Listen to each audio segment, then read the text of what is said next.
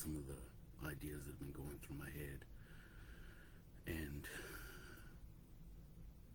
really hope that, I could be taken seriously. I'm going to endeavor to keep to keep myself under control and not getting to a bunch of heavy cursing, but still try to express some ideas and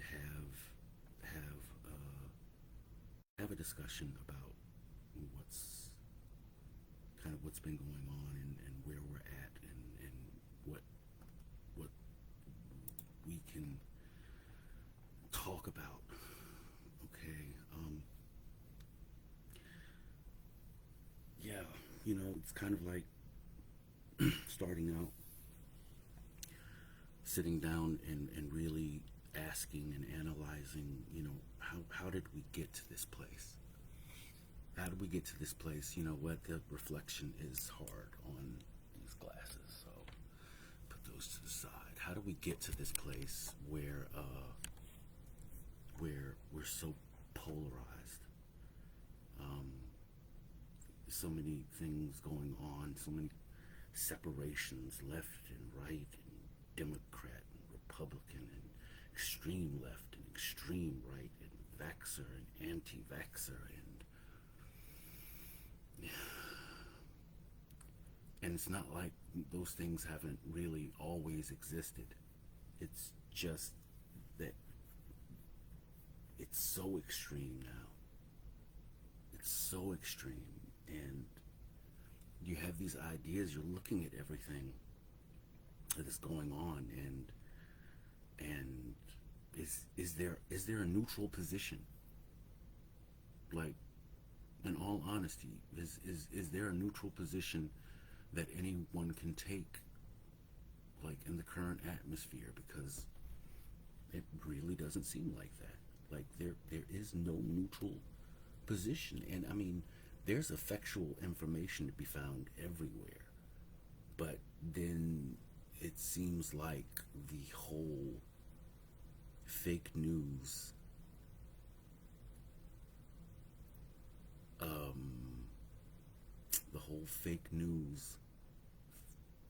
introduction, fascination,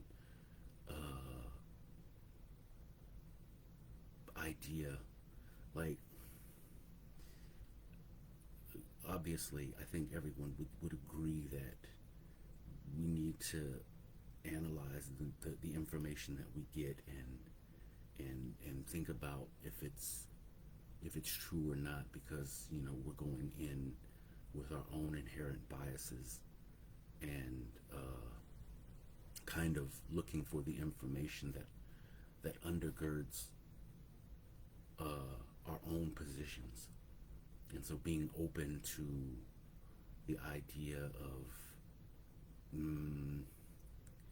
is this something that I should consider or I shouldn't consider, in light of your own personal concerns, your own personal position? Would it ever be at a point where we sit down and try to be fair about the information that we're getting, analyzing it, and then maybe going through the steps needed to verify if that information is or isn't correct? And like, really, when you sit down and think about it, it's like there's a real big concentration on misinformation right now, but not so much about disinformation. And we're overloaded. We're overloaded with information right now. And so we're trying to look at these topics, and people have made up their minds kind of across the board.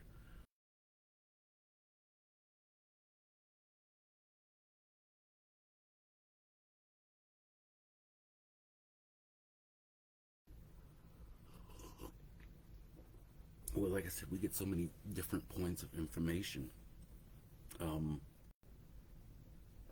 Rogan is a big issue right now, and I'll step right up front and say I'm a Joe Rogan fan. in the format of his Rogan experiences and and some of the interviews that he's given, and I mean some of those interviews which are so effectual, like really having guys on that are providing information that you haven't thought about, and to sit down over a 2 hour conversation and really pay attention, pause, and have ideas for yourself that are expressed that you can't really interject. Ooh, wait a minute. Yeah, could you unpack that a little bit more? That sounds like a really interesting thought. We don't have that option. And so, in one of those interviews, I'm sitting here and reading bullet points. So there's a particular interview that he had with Jordan Peterson, one among many, and Jordan Peterson had remarked, he I believe it was when he was talking about Solzhenitsyn and and the transgressions that took place under the Russians and I should say the Russian Soviet Union, and he kind of like asked rhetorically and then answered. He was like, how did we get to this place? And then he said, one tiny microaggression at a time. I'm going to push you just into the point that you react, and then I'm going to back off, and then I'm going to repeat that process. And behind that thought was the idea of being manipulated. And but we're not having these conversations about how the government and media are manipulating us, the mind control games that are going on, the psychological operations to kind of aid in polarization. And so it becomes a really important question of how did we get here? And the polarization has been with us. It's been with us. I mean, the people who know me, the people who see what I post, know that I have a very high aggression against racism. But it's not a black and white issue. It's you have people that are up in arms if someone says the N word or if someone is racist against Asians or racist against people of Spanish heritage, and it's kind of like that's like not even on the first floor. That's like basement level racism. To get up to higher levels where you start analyzing the power structure, how it's exercised, and to see it in different institutions and exercised against people. Oh, it becomes a heavy topic. It really becomes a heavy topic, and you I think anyone would be kind of startled to step back and think, well, I'm in the basement on this issue, and I'm being mad about people who are saying these horrible terms and using these horrible terms, and then just staying at that basement level and never going up to the first or the second floor where you start looking at things like housing and banking and education and all of these different levels, and obviously it's talked about in higher circles of learning, and to sit down and to hear someone like a Michael Eric Dyson talk about it, or James Baldwin or John Henrik Clark. We have all of these different people that talk on the topic and kind of make various points, but we really doesn't seem like we get around to a point of having that engagement and that conversation that we need to have. And so it becomes something that we want to have a conversation about, or at least some of us want to have a conversation about, and others just do not.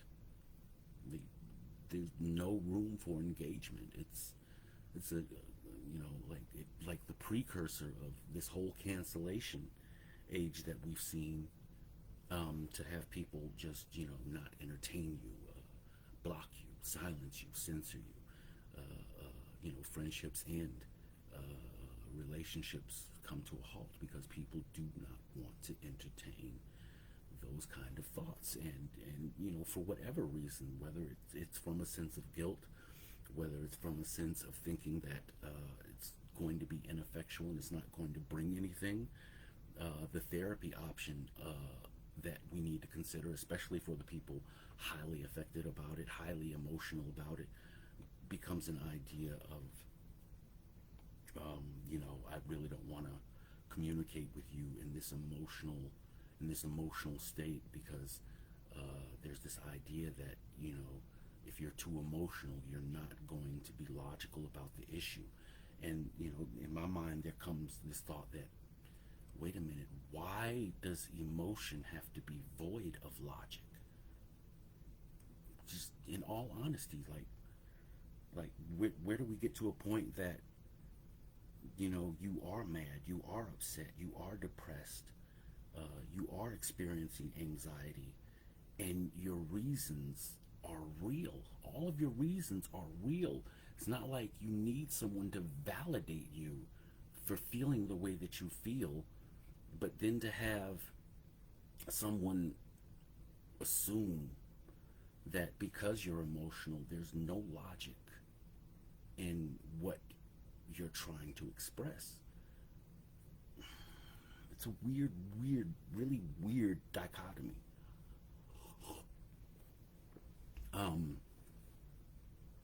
Yeah, this is the first point. And yeah, second point, what are we really doing with this whole COVID narrative? And I understand that this is absolutely polarizing. You have people that are for, you have people that are against, you have people that are pro-choice. What is the government doing messing around with our health? When did we lose the right to decide what is best for us individually? What is best for our children? What is best for our loved ones? There's been some serious transgressions in how the government has managed this, how pharmaceuticals have managed this. And there are victims, not only in regards to the vaccine, but in the vaccine mandates. We have a serious issue with misinformation coming from official sources. And simply because you're the expert, simply because you're the professional, it doesn't free you from the responsibility of giving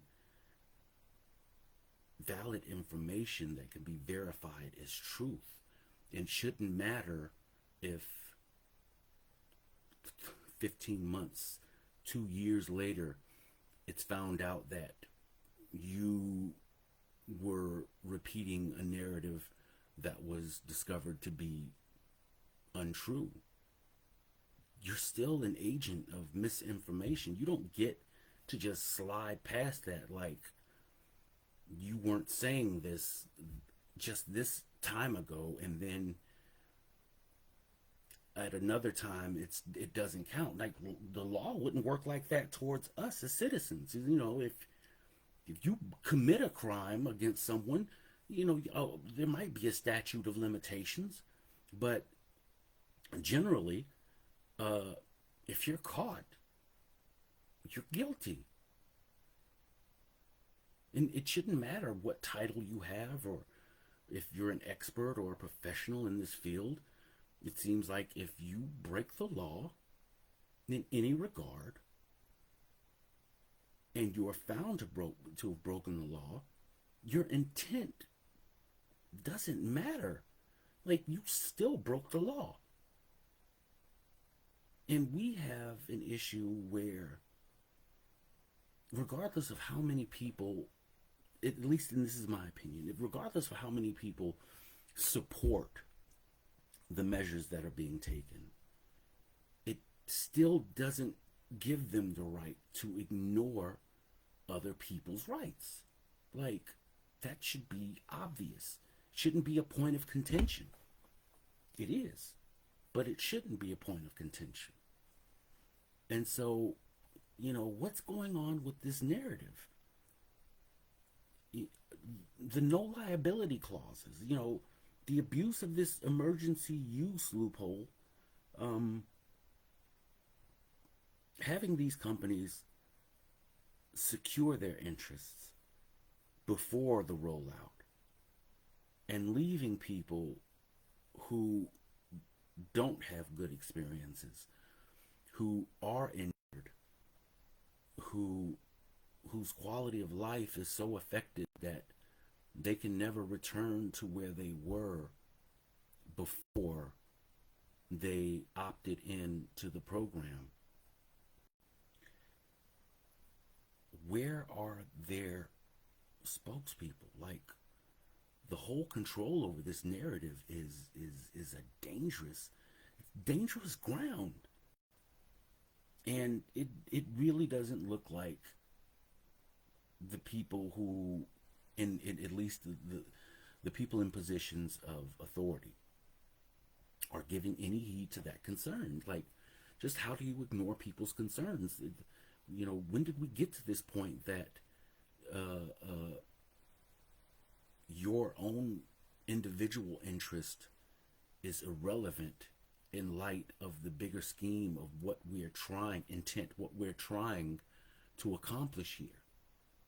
Um, you know, we consider women's rights, especially in regards to abortion, and there's this huge demographic of people who are pro-choice and who recognize that it's a woman's right to choose what she does and decides with her own body, regardless of the circumstances surrounding it. And then we get to a vaccine measure, and even those people who are pro-choice for women in that regard are not pro-choice in the regard of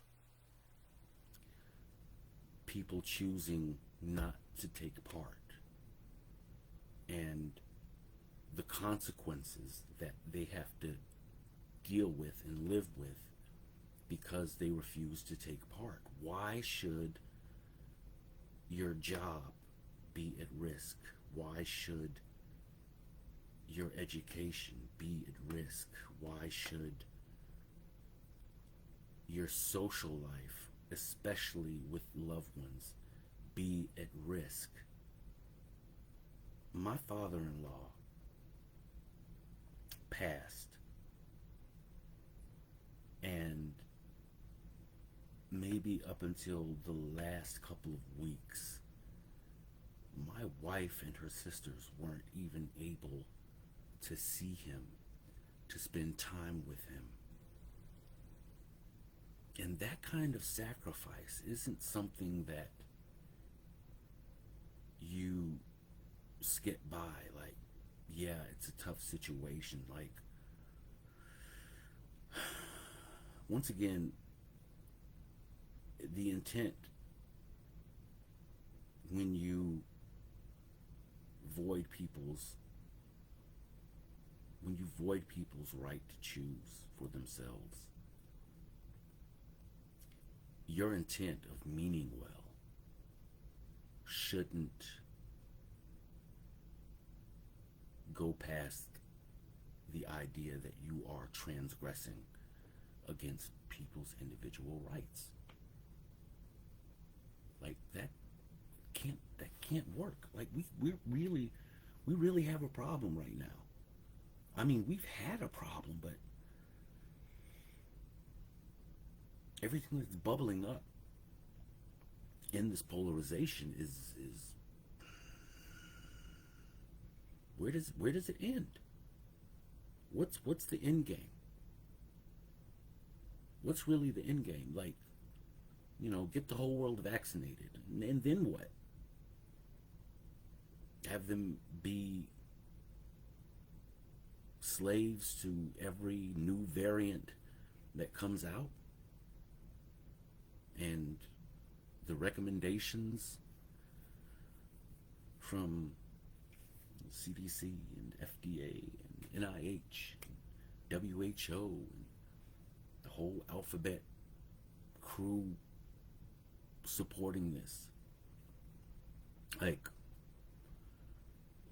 health is absolutely a major issue, but we can't bypass the business aspect of all of this. Like, these people are making what, like, I think it was like $67,000 every minute. $67,000 like every minute. 500 new billionaires created in the time since this pandemic started. 500 new billionaires. And the conflicts of interest that should be a major focus just get skimmed over. I posted earlier Jon Stewart talking about the issue with Neil Young and Rogan, and oh man, Jon Stewart made some really good points. He made some really, really good points. I think the thing that really made me an impression on me, listening to him and having experienced this as a kid, was when he was talking about this whole idea that I'm going to take my ball and go home. Yeah, like that's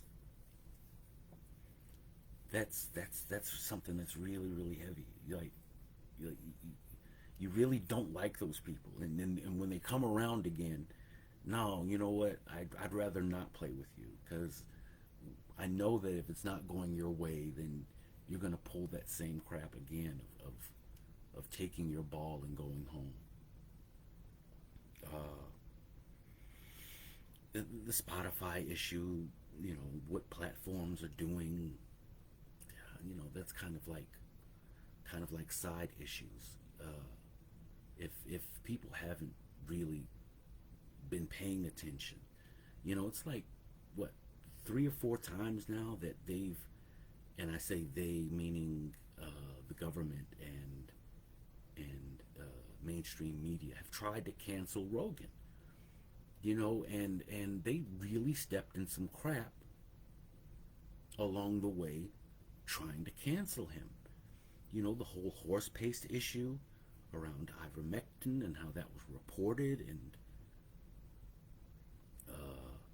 what the the doctors getting together to, and once again, Rogan is having conversations, and like why should I convince you to try and sit down and listen to him if you've made up your mind about the issue?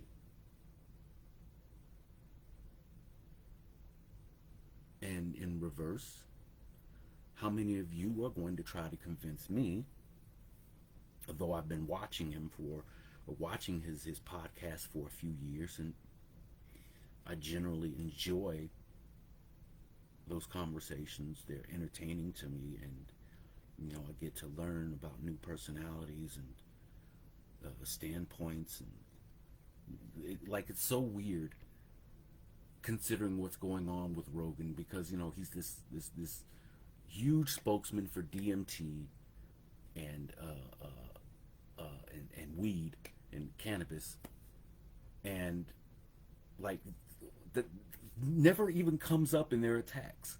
Like, it's so weird. Like, nobody is calling Rogan like a drug head and his brain is fried. I guess you haven't heard one person say that the cannabis led it was a gateway drug for Joe Rogan trying DMT, and it's affecting. Nobody is attacking his intelligence as far as, you know, what he does with drugs. Like, they did not even go after that angle. And you know, it was just, you know, Joe Rogan is spreading misinformation. Like, wait a minute. You know, even when he gave his response, and you know, he was trying to make those points about, listen, you guys were saying this and this and this and this, and now at this time we find out that all of those things were true when you were saying it was misinformation. And you would have all of these analysts on in 5-person panels, uh, uh, denouncing what Rogan was proposing, and really, was Rogan proposing it? He was having a conversation, and people cherry pick the things that, you know, they're offended by. But you know, we all do that, so I guess we're all the same in that aspect. But you know, for them to go after Rogan like that, and you know, constantly trying, you know, this didn't work. Okay, let's try the next thing. Like they're really on this mission to cancel Rogan. And we should be clear about it, because um, Rogan is the smokescreen. What they're trying to do is undermine Rogan's influence. Obviously, I think he has something like 11 million viewers, subscribers, people that are paying attention to him. And you know, in comparison to the 15, 20, 30-second sound bites, to sit down and listen to a conversation for 2 to 3 hours and be engaged and entertained, yeah, there's no comparison. There's no comparison. You're just going to get you're just going to get infinitely more out of Rogan's format than the mainstream media's format. And you know, it's weird, because you know, for the soundbite that they use, they'll talk longer about the soundbite than the soundbite is itself. It's kind of like, okay, you know what? We have this 15-second clip of Rogan stating this, and then let's, for the next 15 minutes, let's just tear this apart. And how is that going to even be fair? Like, you guys aren't giving the news. You're giving your opinion about news, and then presenting that as news. Like, people can't pay attention. It's just weird. The next point, and I really don't have any idea how long this is going to be. I'm really just going through. I've made some bullet points, and you know, want to just kind of give my own little thoughts about these bullet points that I've made. And so the next one is engaging in dialogue. And you know, when do we start requiring credential checks on who could and who couldn't submit an opinion? You know, along like on the heels of that thought, just this whole idea of experimenting with the control of ideas through labeling. Like, you know, people just, you know, throw this conspiracy theory tag, or conspiracy theorist tag, and then believe that, you know, well, you know, people are going to believe anything that you tell them. Well, you know, yes, no, you know, it depends on the topic. It's kind of like, you know, people will be willing to ignore all aspects of an argument if they feel like it's a conspiracy theory. And it's kind of like, you know, even valid points from professionals. And we've seen this, especially with our military, with our government. You know, these special operations, these black operations where, you know, highly confidential, highly secretive. If you don't have the security clearance, you're not even allowed to have an opinion, because what the hell do you know? And then, the leaks that come out, like Panama Papers, and, well, the Panama Papers goes more towards corporations, but all the surveillance, it's hard to believe that the government doesn't know. Wink an eye at it, and, the oligarchs are off limits. But let's keep the people, firmly under heel, because they'll turn around and bite us. It's like I said, when did we start requiring people to be experts, to have an opinion? I think some of the best lectures that I've been able to sit down and watch and attend weren't the lectures themselves, like, there were really good points, but at least in my opinion, a lot of times the things that really stuck out to me were the Q&As following the lectures, like having people stand up in the audience, give their opinion, and they may have been reading this and this book, and to make a statement that may be in contradiction to something, to an idea, an opinion that was stated during the lecture, and then to have the person who was giving the lecture respectfully engage with that person, and there's a certain amount of time, but to sit there and watch and listen and be like, wait a minute, that's a really good point. Yeah, what about that? And like I said, you have the person who's giving the lecture engaging and having a dialogue in this Q&A, and sometimes the responses answer the question to, at least to my satisfaction, and sometimes you see people just break into a tap dance routine that you respect, because they don't answer the question at all. They dance around it. They spin it, and it becomes a point where you're not answering the question that I'm asking. And maybe some of you know, because this is a real pet peeve with me. If I ask a question to somebody in heated debate and I don't get an answer, we really can't move from that point until I do. It's like, wait a minute, that's not what I asked you. You're responding to something else. So I'll ask the question again, and we can stay on this carousel until either one of us decides to get off. But like, isn't this a part of good dialogue, of good conversation, of asking a hard question, and trying to provide an answer when you might get trapped? Like some people might read into it and go, wait a minute, you're contradicting yourself, and this whole idea about you shouldn't. Listen, we're all going to be hypocrites if you talk long enough. So it's kind of like an idea that you have to take with you and unpack as you go along, because you're going to trip over your own feet kind of expressing yourself. I don't see that as a reason not to listen to somebody. If anything, it's all the more reason to know that someone's paying attention to you, to know that someone wants to engage with you, but also in recognizing that you're going to have people that are going to call it out just to kind of like try to shut you down, like they're not interested in some point in having the dialogue anymore, and having the conversation and engaging with you, before they just want to shut you down. Okay, and where do we go from there?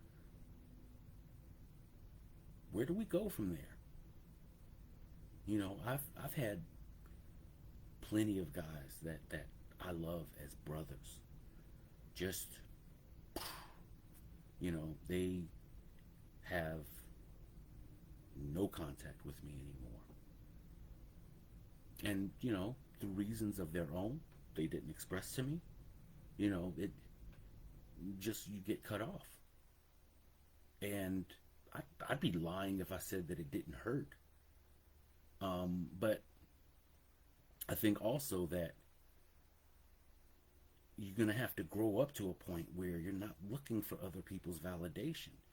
You're looking to make the points that you're noticing, that you want to speak on, that you want to have a dialogue over. And if the people that you're talking to aren't willing to have that dialogue, it's not like that desire disappears in you. You know, you still want to have that dialogue. You just kind of recognize who you can have it with and who you can't have it with. And it is what it is. But, you know, to kind of have relationships where people want to hold you to a certain standard and won't accept you outside of their preference, yeah, you know, then it's better that you let those people go on their way, because, you know, we're all growing and we're all developing. And I don't think there's any one of us that is the same person today as they were 10 years ago. In that same vein, you're not going to be the same person 10 years from now that you are today. So we're in a constant state of change and evolution and development, hopefully. And, you know, you just have people that will hold you to unrealistic standards in the hopes that, you know, you comply with what they want, so they don't have to be in a situation where they're uncomfortable. They don't want to have a conversation. They see no use in the points that you're making. And, you know, these are people that you've called friends. But, you know, we're all growing up, and, you know, you get older and you get callous, and, you know, you start looking at people like, I don't even want to bother with you. Like, it's crazy. It's a really crazy thing to deal with, especially as adults, because, you know, we get lonely. We really get lonely. And that social need, it doesn't die. You really want to sit down and talk with people and converse and express yourself. And, you know, who cares if someone thinks that you're intelligent or not? Who cares if someone thinks that you're stupid or you're a clown? Or, you know, there's all of these labels, all this labeling. And you know, people will put you in a box and shelve you faster than you think. And you have this idea that they're entertaining you, you know, that they're still along for the ride, that they're still friends. And they've moved on with their life. Like, yeah, you know, that was somebody I used to know. And so, yeah, you know, it hurts. But, you know, they just decided at some point that you weren't qualified enough to talk about a topic, explore a topic, explore things that were sensitive to you and that meant something to you and that were important to you, to engage with you. And then the whole friendship goes into this funny area in your mind where everything gets questioned. And it's hard. It's really hard to deal with. But once again, you don't really need people's validation. And that's hard. That's hard to express in this social media age, because that's what everybody's about, you know, clicks and likes, and, you know, that kick to have people know that they're paying attention to you and they're listening to you and that people like you. Oh my God, people like me. But, you know, like, when do we get around to the deception? When do we get around to the agendas? Like, you know, most of the people that are around you have agendas. Well, they wouldn't be around you. There's very few people that enjoy your company for your company. You know, I've gone through relationships where people have had to pull me to the side and say, hey, you know, those guys that you're hanging out with that you think are your friends, they're not your friends. And so, you know, you see the things that are going on, and you know, this idea about, you know, just be kind. Just be kind. But look how people respond to kindness. If you're kind, you'll get used. You'll get used being kind. So to protect yourself, you become colder. And you feel like, you know what, screw everybody.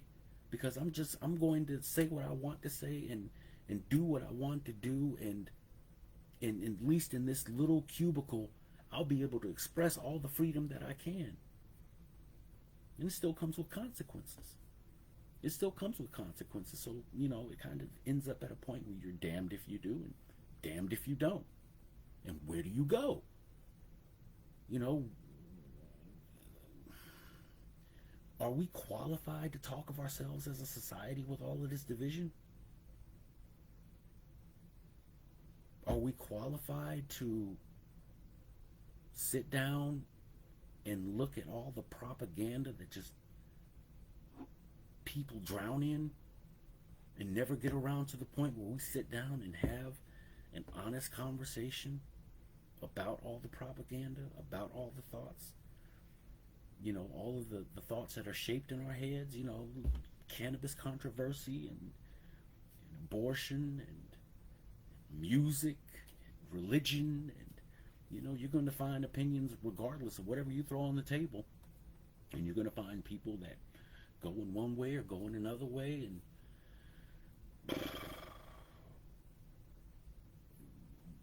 maybe it's not so much about acceptance, but consideration, considering what's being offered, giving that person time to speak, and kind of engaging with their thought before we shut it down.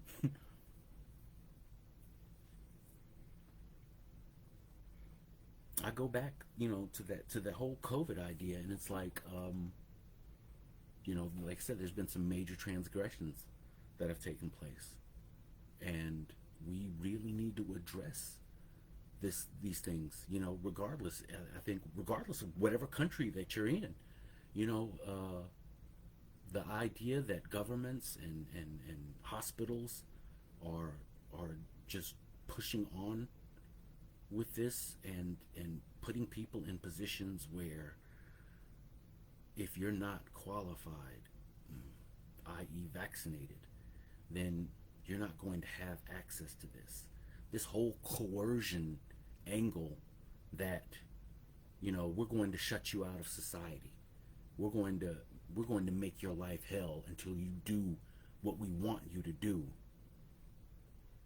and then not see it as forced compliance. That's a problem. That is a problem. A couple of years ago,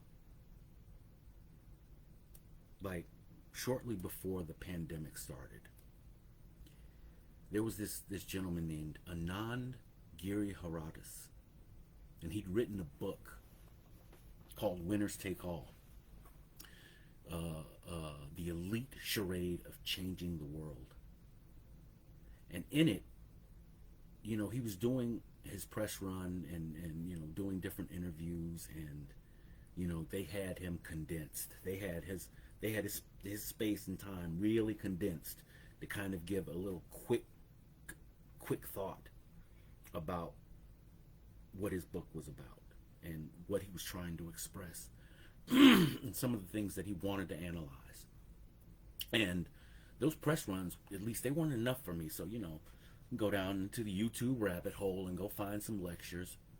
And basically he was talking about this idea of how we have a media and agents within the government that put forth this idea that only the elites can offer solutions. Only the rich can provide the answers, can provide the jobs. And anyone who isn't at that apex level of the pyramid, your opinion is not important. Anything that you say isn't going to be effectual. And sitting down and listening to some of the lectures that he was giving, he was really on a thought. And since the pandemic has started, it's like he just fell into a hole. Like, haven't heard from him again. But he made some really valid points, and I'd recommend it for anybody to go and look them up and analyze that thought, because we're coming back around to that idea of, I guess if you have a billion to your name, if you have double digits, triple digit millions to your name, somehow your opinion becomes more important, and you're somehow smarter, more intelligent than, let's say, the street kid who never went to college but can sit down and talk with you about politics and religion and philosophy, manipulation, accounting, relationships, personalities. We're at a really weird place, people. We're at a really, really weird place. And it doesn't look like it's going to get better right now. So you can only hope that we can have the dialogue. And that's kind of like what this is. Just my own thoughts about, a couple of different issues and topics. And, if you think I'm not qualified, then okay, cool.